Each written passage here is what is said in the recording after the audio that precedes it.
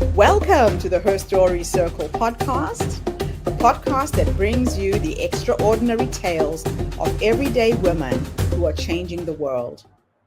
I'm your host, Gertrude Mache, and I'd like to acknowledge traditional custodians of the land on which we meet today. I also like to pay my respects to elders, past, present, and emerging.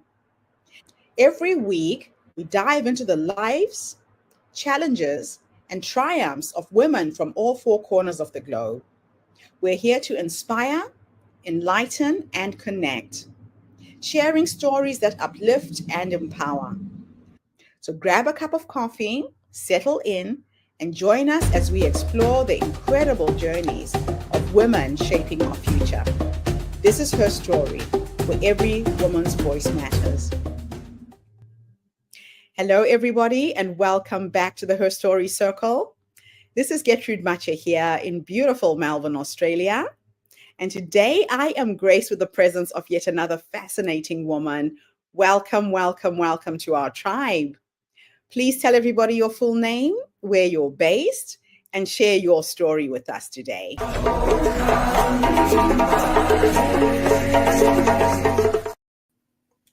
Well, hello, and thank you, Gertrude. I'm very delighted to be here. My name is Marie Alafaci. I am based in also wonderful Melbourne, and I'm here to talk about my life as a writer and a copywriter. My story begins, as many do, where women kind of think what they're doing isn't important. And I've always loved writing, but it's always been something that was in the background. It was not important. You needed to get a good job and have a good career and do something important, as I say. And I only realised I could really write when, years after I wrote these silly letters to my friends who were travelling overseas, they'd kept them and they brought them back. So they'd kept them for 10 years or so.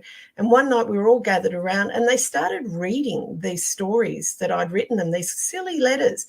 And we had tears of laughter coming down our faces because I wrote these crazy descriptions of what I'd been up to. You know, as a teenager in Melbourne, I can promise you I didn't get up to much.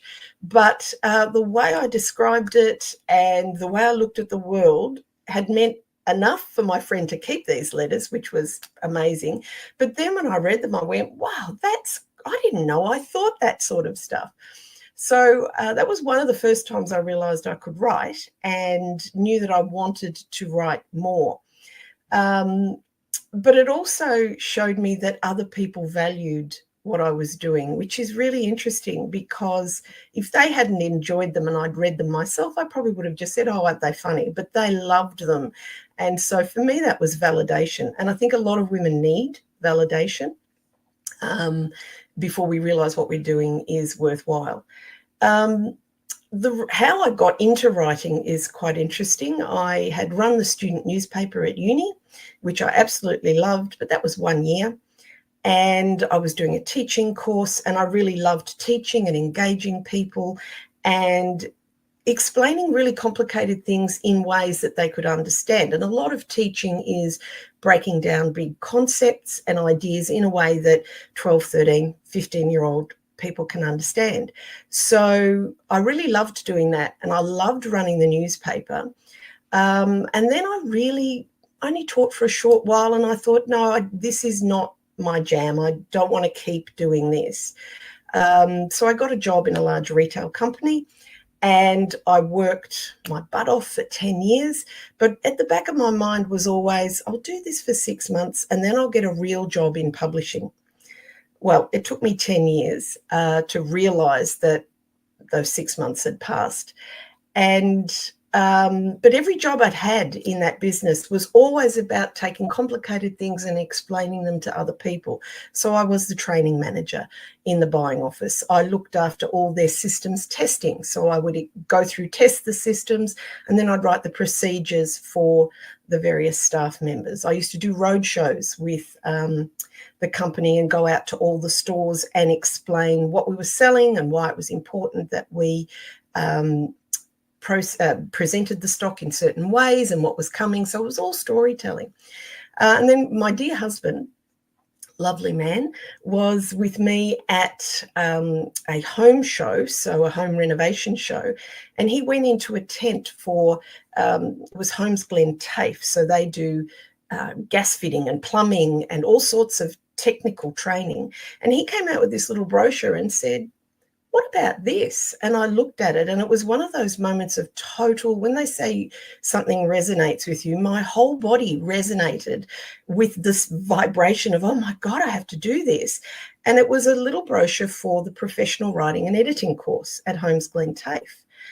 And as I was so excited about this. I mean, you can do that as a career. I had no idea you could be a professional writer unless, you're a famous author or something. And so I did the course, I found my people, and I've been writing ever since. And the thing I love about it is that ideas and words and the way they go together, for me, are absolutely intrinsically linked. Some people have amazing ideas and they can't communicate them. And some people are really articulate, but they've got nothing much to say. And I really liked the interplay of those two things, where you have people who can have great ideas and who need someone to help them convey them to others. And so I found I was writing nonfiction, I was doing biography, and then I decided I wanted to write picture books. So I've done that as well. And it's been just a joy the last 30 or so years of being able to write every day, take complex ideas and make them more accessible, and also just entertaining young people and making them laugh.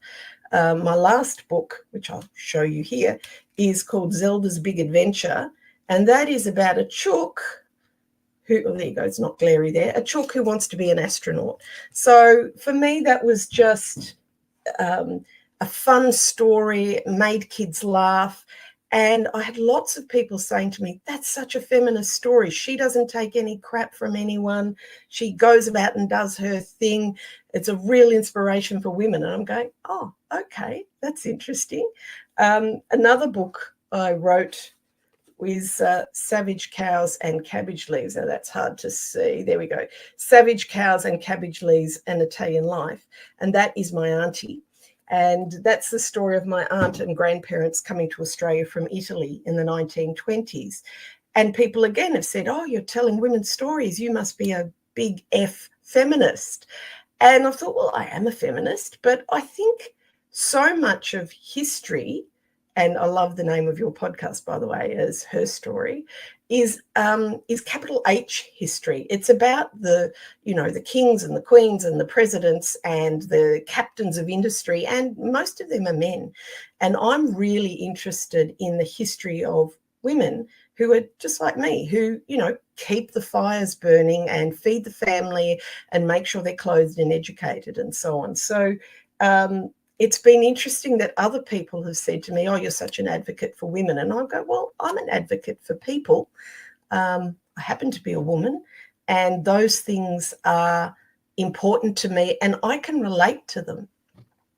So that's that side of where I've been. And I've been lucky enough to be published, and I've had a few books on short lists for prestigious awards, and the Savage Cows book was on the Age bestsellers list for 1 week, but I'll take the week. And I was teaching professional writing at a couple of universities, and I could see the writing was on the wall for those courses. They were getting fewer students, or they were making our classes bigger, and we were getting fewer hours. They were putting fewer resources into the courses, and I could just see the writing on the wall that they were going to close.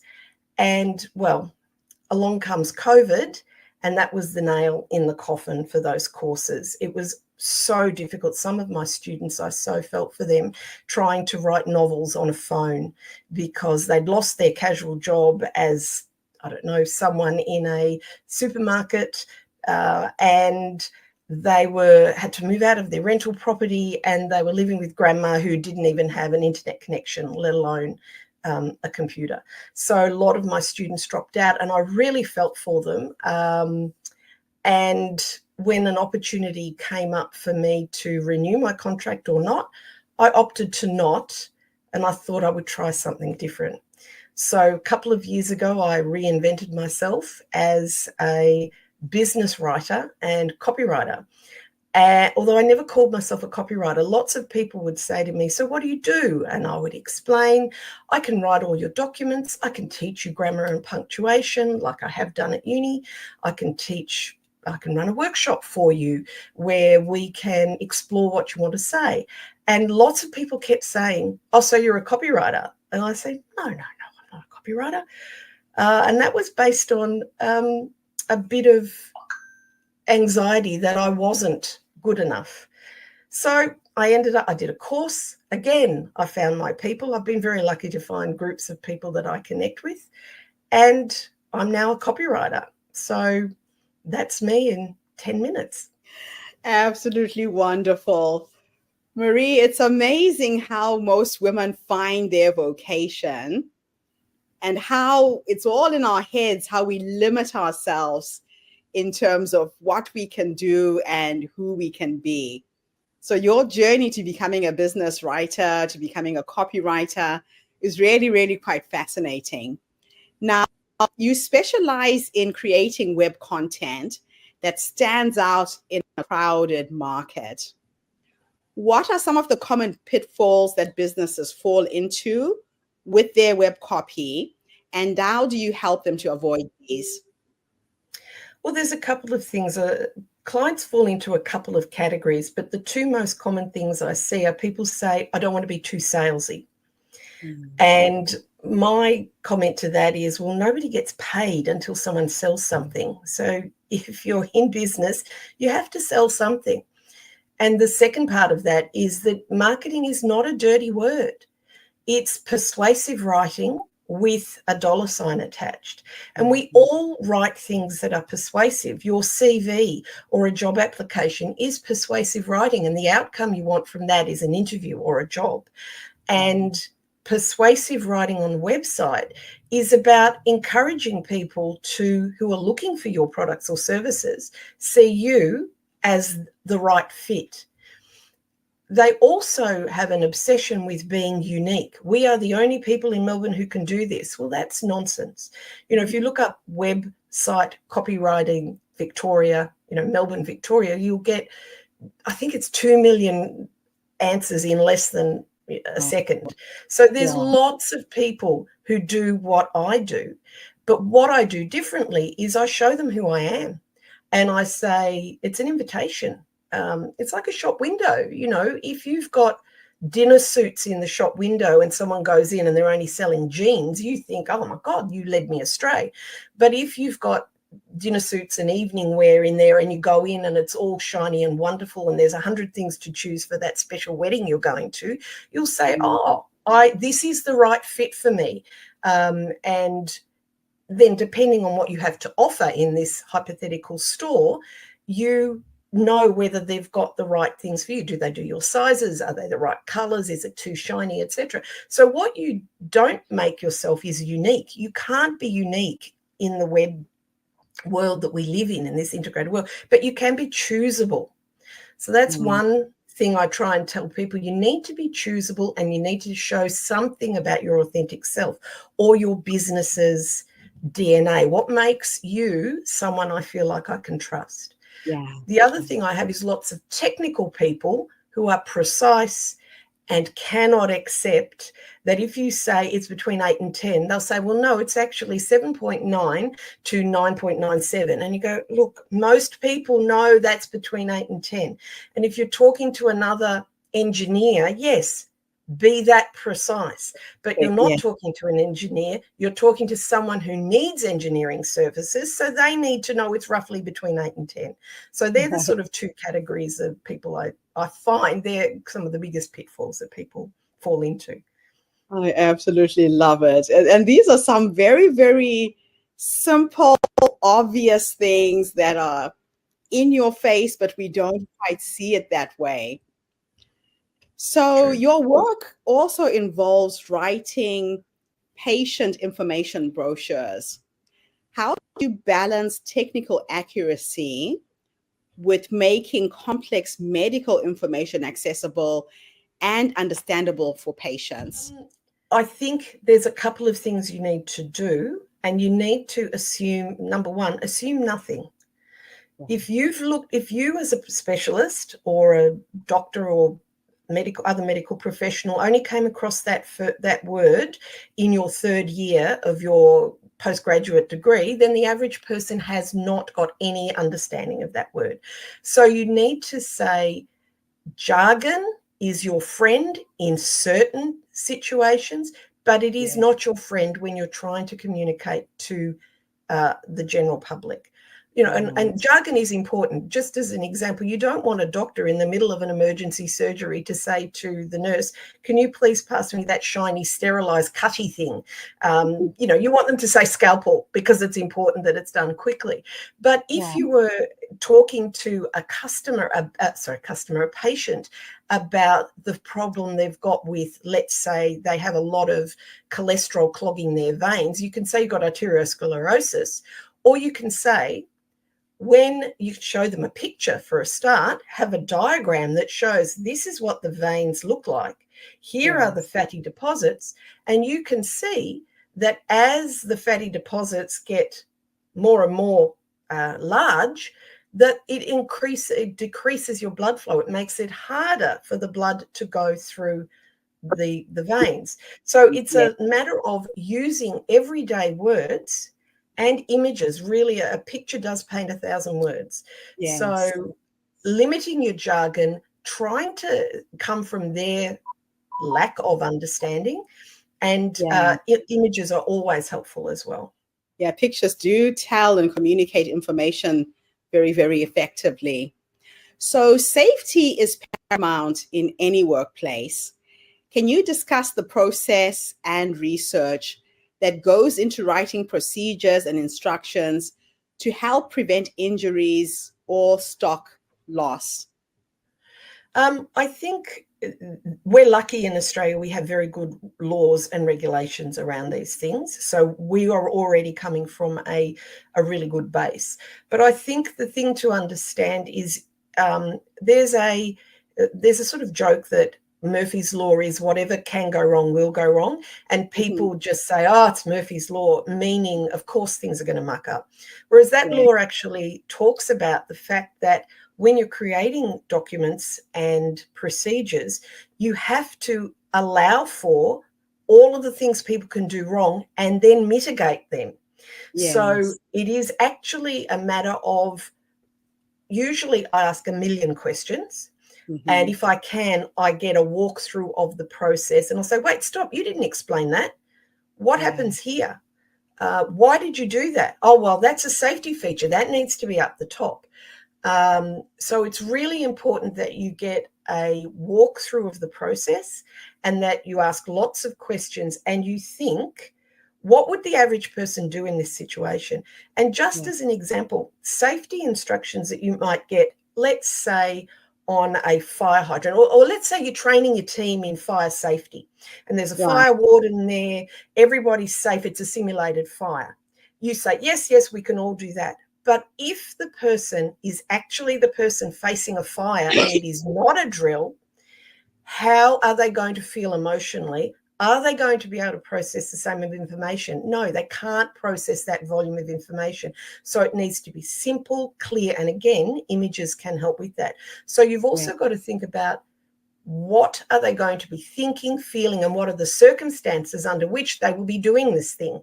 Because we all know it's really easy to say, oh, of course you do that. But when you're in that situation, it can be quite debilitating and you can feel quite, stuck and unable to do things. So that's really important factor as well. And these are things that you don't really think about on the surface of things until you delve into it. So given the range of topics that you cover, from healthcare to workplace safety, how do you switch gears and manage the different styles and tones required for each of these types of content? It is quite hard, but I have I've got a whole range of systems, and lots of copywriters and writers and editors will have what they call a style guide. Yes. So that talks about, at the very simplest level, does this company capitalize its name? Every letter of its name, that kind of thing, right down to, right up to, we only talk about ourselves as the plural. We only say we do this, we do that, even if it's a single person business. So there's Wow. all that sort of language stuff. So that helps me. But also I try very hard to compartmentalize what I'm doing. And I'm never writing two lots of content at the same time. I'm usually researching one while I'm drafting another and writing a third. So they're at different stages of the writing and copywriting process. So I keep them quite separate. I can't keep them all in my head. Otherwise you'd be having, and it's hard enough actually when you are working on a big project to keep the different elements separate. So I try very hard to segment them. But there are tools that you can use. So as I said, the style guide, I have things like voice of customer guides as well. So how they want to be seen and how they want to be, how they want to express themselves. So some companies don't want to say profit, they want to say value. So I read that, I get into the zone and I write that copy. Yeah, having systems and having a process that allows me to segment the work I'm doing really helps. But I did have an interesting, it's a very small example, but I was talking one day to a chef and I was writing some material for her, and she was talking about oils and how they're really valuable. And I was also writing some material for a mechanic, and he was talking about oils and how they're valuable. And at one point I went, oh my God, I'm talking about two lots of oils in completely different senses and you don't want to get them confused. And that was sort of where I started saying, well, I can't be writing about two different projects and have two different projects on at exactly the same status. I have to stagger them.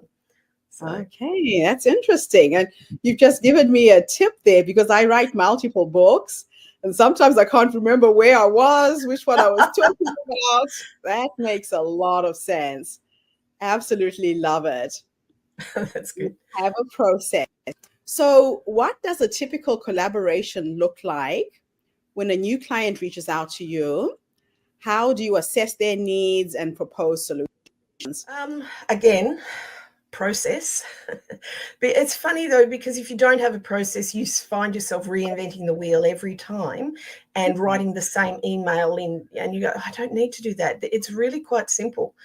People say to me they want website copy, and we have an initial discussion and decide whether we're a good fit for each other, because they might be a brand I really don't want or feel comfortable working with. I mean, I can't think of any that I have said no to so far, but let's say it was, I don't know, an arms dealer. I would never write for an arms dealer. I don't think they have much in the way of freelance copywriting jobs going, but I could never do that. So we have an initial discussion, and then I have a process where I have a briefing, and I have a really detailed briefing document that I fill in as much as I can from our discussion, and then say, that's what I believe we're talking about, and they will say yes or no.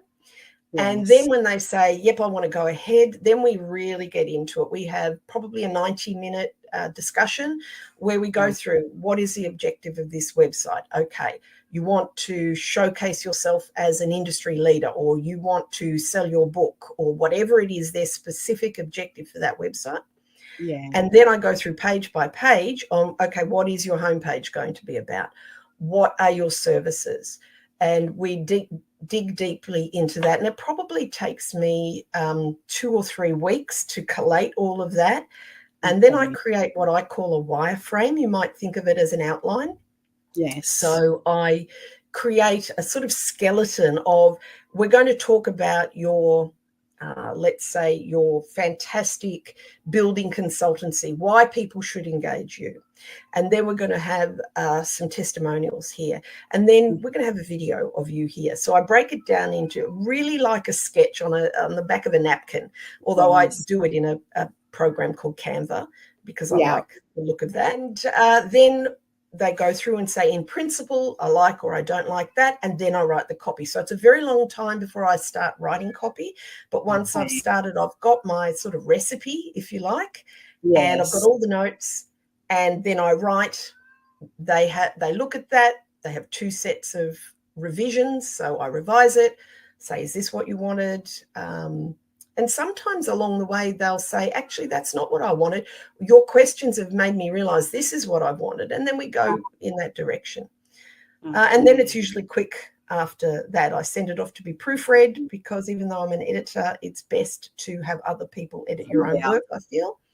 And then it goes up and they've got shiny new web copy and we're all happy. Now, with technology constantly evolving, how do you ensure that your writing strategies and content remain relevant and effective in capturing the target audience? I think I'm not going to make any bold predictions about technology, because I am always wrong about that. But I think certainly for the next few years, SEO is going to, it seems to me it's going to become part of search engine, and AI is going to be used with SEO. So that's search engine optimization, for people who don't know. They're the words that Google is looking for when someone types in copywriter Melbourne. That it goes through and searches all the websites in the world that have copywriter in Melbourne in there, and they bring them up to the top as the most likely answer to your question. So your question might have been, I want a copywriter, but it might also include copywriting courses, etc. So I think what is happening now, and what I need to do is, and I use AI to help me do lots of really repetitive tasks, and to sometimes give me a sketch of something, or just give me 17 different words for, I don't know, valuable. So the way that really isn't answering your question. Essentially, the way I keep up to date is I keep reading. I'm a member of various organisations, professional organisations, the Australian Institute of Technical Writers, the Australian Society of Authors, Victorian Small Business Network, and I do courses when they come up. I'm really strict with what I do. I make sure I have a program. This month, for example, I wanted to learn more about the psychology of buying for a particular niche customer.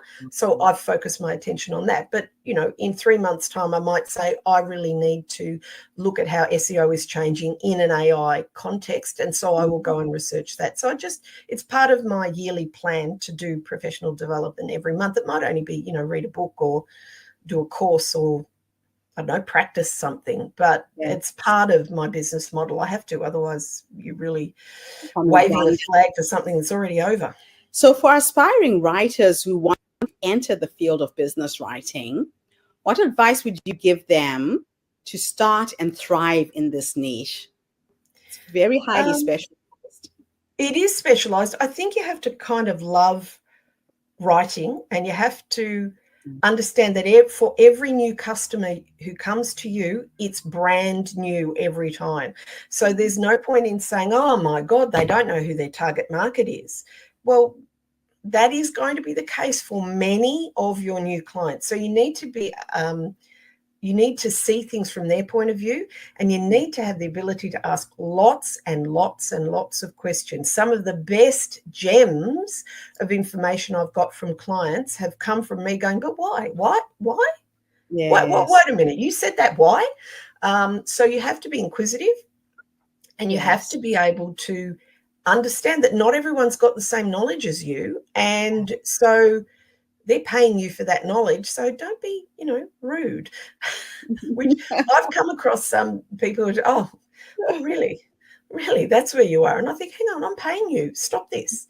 So you have to love what you're doing, ask lots of questions, and be prepared to meet your customers where they are. Last 2 questions are a bit of a time experiment.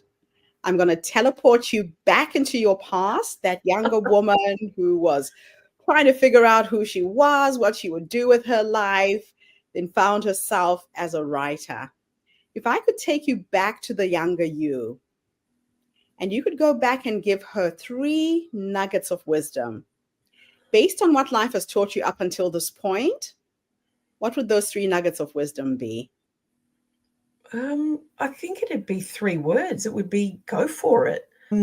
I think like I said, women often second guess ourselves. We think we're not good enough. I mean, there are statistics about a woman will only apply for a job if she's got 100% of the KPIs down pat, whereas a man will do it when he's got 70.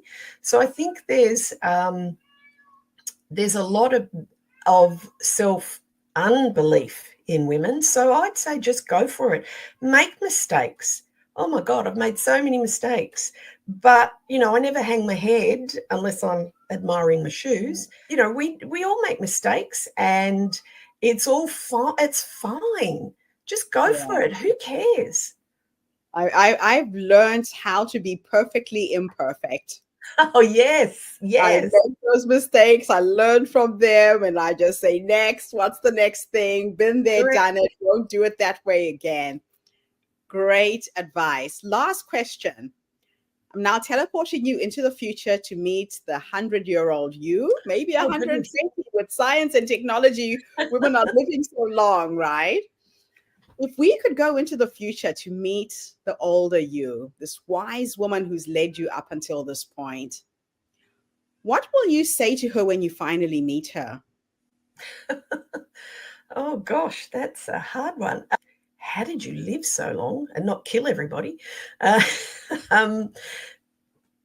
don't know. I mean, obviously, I think I would hope I would be very contented at that age. So I'd want to know what I've let go of. What are the things that are so unimportant? Because things I know now are not important. I thought were really crucial when I was 20 or 15 or 30. So I think I'd want to know what's the stuff that really matters. And I think I actually know that now. I think I do now know that now, but I think I'd like to just have some affirmation and confirmation of that from my older self, saying, yeah, who cares? No one's ever going to say, oh God, she didn't dust. But they might say she was kind and was really good at her job. I guess I just want to know what to let go of. The reason why I asked that question, Marie, is that a lot of women don't realize that the wise woman is already in them. That she's that little voice that says, say yes, say no, go left, go right. And we don't go inwards to find the answers. We look outside of ourselves. True. We are wired with all of the solutions to all of our issues and all of our problems. So thank you for coming online today and sharing your amazing story. Welcome to our tribe. I look forward to meeting you in person here in Melbourne and catching up for a cup of coffee and having you come and speak at our next event in September. So I'll send you more information about that. Wonderful. Oh, it's been a ball. Thank you for thinking of me. Always happy to talk and inspire other people, because there weren't as many role models when I was growing up, I don't think. So it's all about inspiration. And thank you to everybody who's tuned in today. The Her Story Circle is a platform that brings you voices and stories of women from all over the world. We share our stories to uplift you, inspire you, energize you, and empower you. So tune in again tomorrow when I interview yet another amazing guest.